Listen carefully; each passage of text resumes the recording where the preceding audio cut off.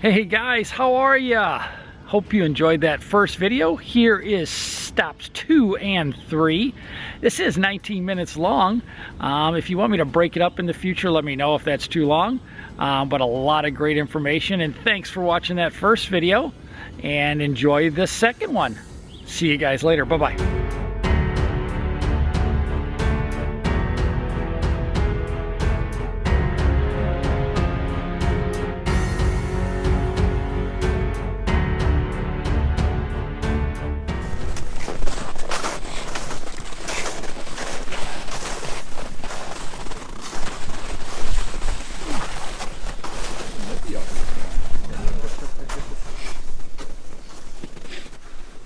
So when I'm walking through these marshes like this, I'm really looking at the terrain and look at how things lay out.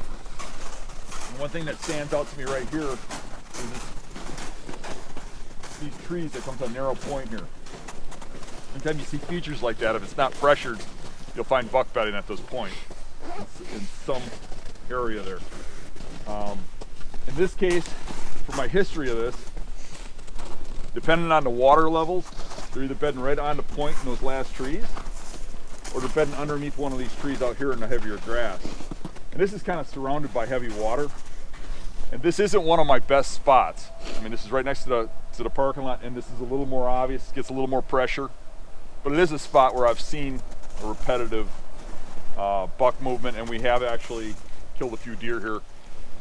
Not recently, back when I used to guide, every now and then I'd stick somebody there, we'd kill something, but it was usually a good 2-year-old. It usually wasn't a mature buck. But I wanted you to look at it from this point of view, because we're going to go back around over here and we're going to look at it from a different point of view. But I wanted you to see it from here. So if there's no questions, we'll just move up. Buddy, not too far from this trail. Nope. What? All right, so what you guys aren't seeing, because of the cold weather, is the water depth. Actually, where we just crossed this little section here, it usually goes over your boots, which is one thing that keeps a few people from getting back here. But people still get back here. Does anybody know why I would key in on this spot? Transition. Bedding on this point. What would bring deer here? High grown. Food. Oak trees. When you're in a marsh, there's very few oak trees. So congregations of oaks bring the deer in early season. So early season we've had some action here, but you know, occasionally they'll run this, but early season has been the big thing. But it does get some pressure. So I like to spot check these areas, and when I come out here and hunt, I don't just go from point A to point B, and I think that's a mistake most people do. Most guys that are going to hunt like a 1.5 miles back or something would take that road and go straight to it. I rarely ever do that. I also rarely ever end up hunting where I think I'm going to hunt. I'll come out here and I'll get to this edge and I'll follow this edge and see the sign, check it out, see if I see big rubs or whatever, sign coming in and out of what I think is bedding, and I'll set up and hunt it. So I don't actually end up where I'm going in a lot of cases, because I scout my way in, and in the mornings I scout my way back and look for a spot for the evening. You know, if I don't find anything, and then I end up in the spot I had in mind. So when I come into a spot like this, I'm looking for rubs, and I can see some of these bigger rubs over here. And generally you'll see rubs going both ways, and there'll be a lot of sign right here if there's acorns on the ground. This year I came in here once, and when I came in here, all this sign was here, but there's also a tent right here. And there was a climber tree stand in one of these trees right here within about 5 feet of the tent, so it had to be the same guy. And he had a couple cameras laying around, and but there's big rubs around, and I ended up going this way because that's the way the rubs went, and because I knew that that buck was probably not going to come out in daylight with this guy hunting here, right? So I followed it back that way, and we'll get to that later. But a lot of cases the rubs come from that point over here. And I wanted to kind of show you how I scout back to find a spot. You know, knowing this goes to a tapered point, knowing those bucks are probably bedding on that point, what I do is I follow this rub line back, and let's kind of do that and get to where I would set up and talk about why. So quick question, those rubs what side of the tree are they generally on? Like, if the ones over here, are they normally on this side of the tree? Would that mean that the deer's bedding that way? Coming out of his bed, he's rubbing? Or what? You know, a lot of people talk about rubs on the side of a tree, determining direction. Yeah. And maybe there's something to that, but I don't think there's a lot to it. I see deer walk up to a tree, kind of go over to the side and rub it from a different direction and then continue on. And I don't really put a lot of faith in that. Okay. Me personally, I look at you know, the rub line, which direction's it going, and which direction would bedding be, and why would a deer be doing something there. So I mean, finding a rub in the middle of a woodlot means much of nothing to me, except for that there's a buck here that I might want to go after. Finding it coming out of something where there's no food, it's a dead end, goes into water eventually, that's telling me it's coming out of bedding, and that, or going into bedding. And either way, that's of interest to me, because that's a deer that you can kill in daylight, because that's a rub that, or a sign that you're seeing that's in proximity to bedding. But random stuff, not so much. So even this stuff is kind of random to me. I wouldn't hunt right here. I'm gonna push it back to the bedding, right? So, kind of went beyond your question, but. Good. So, is this a just off wind case where the wind would have to be going this way for you to set up on this? It doesn't have to, but that's a good question, because what I find is a lot of these bedding points are better if they're predominantly downwind points. Even islands, if the island tapers down predominantly to the downwind side, and this does, you see more bedding there than on the ones that point into the wind. So the deer that are bedded there, can they see that road? No, they're buried in cattails and grass. Is there concern then if the wind is going this way that you'll bust them out just accessing via that road? No, because people do that every day. So as long as you're not getting close to them and making noise, they're gonna stay secure in their bed. Right. What you'll find is these deer will bed right alongside of those roads, even though people walk them all the time, and they could care less because they realize that that's a travel route. If you come walking past them someplace where people don't walk, they'll jump up and run like crazy. They realize those trails, those axes. It's like you'll see a deer get up and walk across your human trail when it's an axis like that and have no reaction, but that same deer, us being over here, it'll react. How close figure you can get, like once you turn around here, the buck heading back there, like party like this? Well, we'll get into that. We're going to kind of look at that right now. How are you determining rubs versus just bark cracking? Because like if you're pointing that out as a rub, like I don't know. You wouldn't recognize that? No. It probably looked a lot more like a rub in season. Okay. If you look real close, you can see it's been a rub, but yeah, I get your point. I seen this during season. Okay. So I'm comparing it to then, to now, or whatever. Yeah, I'm totally not arguing with you. I want to be able to, like, I would just look at that and be like, all right, bark cracking and walk along. Yeah, I could see that to some point. And there's been stuff too where I don't even know, is that a rub or not? But well, it'll be a brighter color. Yeah, too, most when it's cases. in season. Okay. You'll see it a lot better. Yeah, it's just dulled down from time. Okay, but then when we're talking about, like, is that like when you're picking up rubs from like last year, or if you're doing late scouting, like I was just wondering if there's a way to tell. Well, some of them you can see when they ripped all the bark off, some of them, Okay. got a guess on it, I guess. You learn from experience. I mean, the more you see it, the more you get an eye for it, and you can pick them out a lot easier. Yeah, I think part of it too is that I'm coming out here at all times of the season and looking at this stuff, and you're seeing it, and then you're seeing it later, Seeing it age. and then you get an eye for that, right? But you're looking for fresh signs, so not just like a rub from a year ago, 2 years ago. Well, that depends. I mean, a lot of these points and stuff, you want to see fresh rubs coming in and out, right? But I really like to see historical rubs. And that tells me that there's a pattern that's going on year to year to year, and then you just got to get the timing down for what time that pattern's going on. When are those rubs being laid down? Because a lot of cases, like this one, I know because of these oak trees, them beds are being done in early season, and the first 2 weeks of the season is when all these rubs are being laid down. And that's the time you got to be here. But somebody with a little less experience might come and go, oh, this has got to be a great rut funnel. And they're going to set up in here during the rut, and they're going to probably see less than what I'm going to see, or smaller than what I'm going to see early season. So the historical rubs help you too, because it tells you it's not a one-time thing, or You know what I'm saying? And you're gonna see that here when we walk back here. You'll see some of the rubs are fresher, and you'll see some trees that are obviously were rubbed years ago. And I'm kind of looking for that history, and history of bigger, higher rubs. How do you keep all your data coordinated? I mean, do you take notes or just keep it in a mental file? When I was younger and more aggressive and killed a lot more bucks, I had detailed files. It's all in my head now. I'm not as concerned about being good at it, but if you are, I would recommend you keep notes. You'd be surprised when you start looking at all these areas, the stuff you come up with, you write down, and when you come back you had forgot. Right. Because you look at so many areas, you start getting confused. But you start taking guesses of when you've seen stuff. And in my notes, what I would do is I keep track of every shooter buck I saw when and why, because I see repetitive patterns of those bucks at the same time frames in the same spots, you know, in the same winds. So I'd keep track of all of that, you know, in a journal. Yep.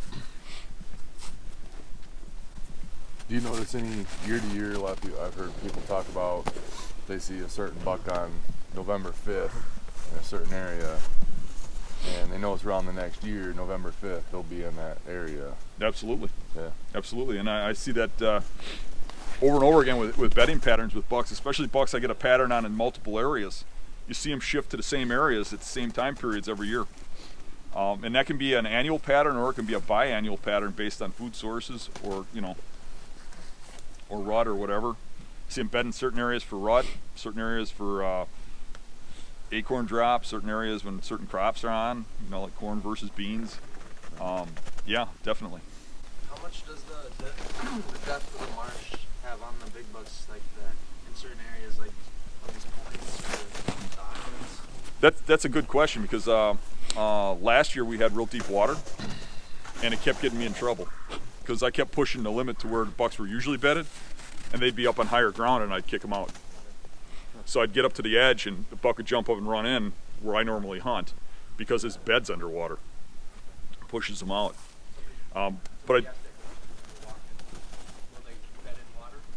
they will not bed right in water, no. So their question was, when you get back to this, showing them what the chemics are? Every time I say that, people argue with me, but I've been looking at deer and bedding for my whole life, and I've never seen a deer come out of a bed and you walk over there and there's water in it, ever. I mean, they come out of wet areas, but there's some patch out of the water. I've never seen that. I don't think they can. If they'd get hypothermia, I think they could probably lay into it if you kicked them up and they ran into an area to hide. I think they could lay in it for 10-20 minutes or something. But I don't think they purposely bed in water. They bed in, they go through deep water to get to these spots, but they don't necessarily bed in the water. A lot of the spots where we're killing these deer, I mean, those deer can't even get out there without swimming. Sometimes these cattails are so deep that they're actually belly flopping. Their hooves go right through because it's floating bog. It's amazing the stuff they go through for safety, for their own safety. It's kind of an area for some of these bigger deer. You see, like, is it, you know, they got 2,300 acre area, or like they kind of generally say, like, you know, side of like 50 acres-ish? You know, most of the big ones, the bigger they get, the smaller their areas is what I find. They lock themselves down in certain areas, and what's interesting about that is that, you know, I probably know in this marsh 200 or 300 bedding areas, but there's probably 15 or 20 where I've shot all my big bucks. And as a matter of fact, certain ones where I repeatedly kill big bucks. And like, there's a field out here on the side of the road that if I shine a buck in there at 9 or 10 o'clock at night, I know exactly where he's bedded. I can go over there and set up, and the next day I'll see that buck. And I've done that repetitively. When I shine these fields and I see like a 6-pointer or an 8-pointer little buck, finding that buck when I'm out here is like finding a needle in a haystack, like what most people would think it is for all hunting. But when I see a mature buck, I can say there's probably 1 of 3 spots he's going to come out of. Because they pick those primary bedding areas that are the best bedding area in the area. And they get to own that. And the other stuff fills the void, fills all the other spots. So that's where you can't get into the habit of just saying, okay, I found some beds, I'm golden here. You got to find the best spots in your area. You worry about when you, let's say buck you wanted on that point, you said the other deer kind of fill in the voids, do you worry about kicking those up before you actually get to the spot where you want to set up on that big one? Yeah, and that happens a lot. You don't want to do it.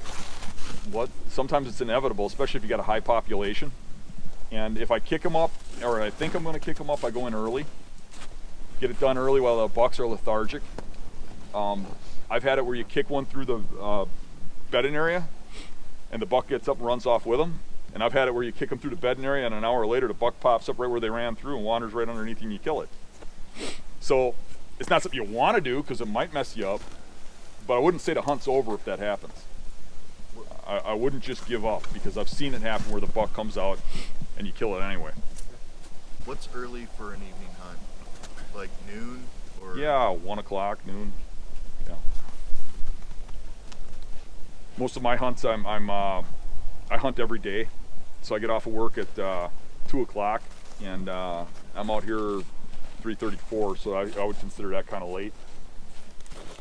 But we don't have that heavy population right now either, so it's not too often I'm kicking a deer off of onto private land, kicking a deer off, and it's going through busts and stuff. But it does happen, because what does happen is the bucks bed down in those points, and the does, what you'll find is they'll bed up higher, like in the middle of this point on the dry ground, where they can watch the people walking. They can monitor everything. They go in a circle and they're seeing out. A lot of times you don't even know you busted them, you know, because they're busted before you even get to them. But they don't bed like the bucks. Does bed like bucks in the buck bedding areas if they're solitary or 1 or 2 does. But if it's a group of does, they tend to bed up on the higher ground in a circle, all watching a different direction. You'll even see bucks do that when they're grouped up, like when they're in velvet or still in bachelor groups. They'll bed in them circles like that too. Do you ever pull all day sits? No. Did you ever? Not too often. Sometimes during rut, but usually I find it better to either get some scouting in midday during the slow periods, yeah, or to hunt in a specific manner. Like I hunt bedding in the morning, then more midday move to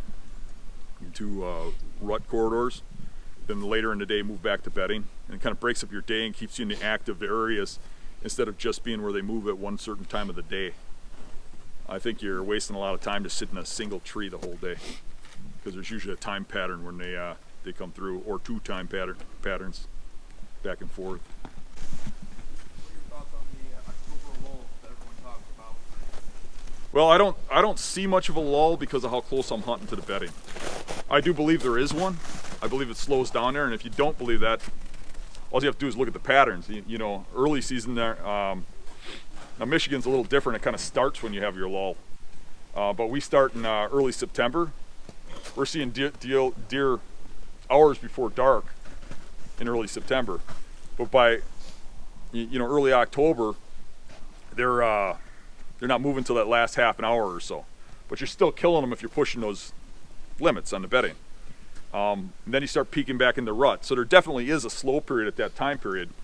A lot of the people who tell me there's no lull are people who hunt like Michigan or something that starts October 1st, where they don't see that. They just see a steady rise of it getting better. You know, there's some bedding areas too that I won't hunt because of how they're located. Sure. And I'll walk through them on purpose to get those deer to bed someplace else. There's a couple islands in the marsh that are around them. They got bowls around them, and I've noticed that they're good all year, but they're especially good like a week or 2 after pheasant season. And now I started incorporating that with my hunting, where I'll go out there and I know there's a good buck in the area, so I'll walk that transition line where the cattails meet the trees and kick every single point along there where it's all mediocre bedding, kind of like this one, right? Okay. And kick all that bedding, and I'll go out and do it a second day, and then I'll wait about a week and I'll go hunt that island, and all the bucks will be out there. You know, but you got to really know what, you know, it sounds real easy, but you got to get to really know what area to start doing that stuff, because you got to know where they're going to move to, or you're screwing yourself, you know. Right. But if you get that down where you really start to figure them out, that ain't a bad tactic. All right. Cool, thanks. All right, let's walk down this. Hey guys, hopefully you enjoyed that second video. Video 3 will be coming out soon also. Don't forget, let me know if that was too long and I can break it up into a couple videos. But have a great day and thanks for watching. And don't forget to hit that subscribe button before you go. See you guys later. Bye-bye.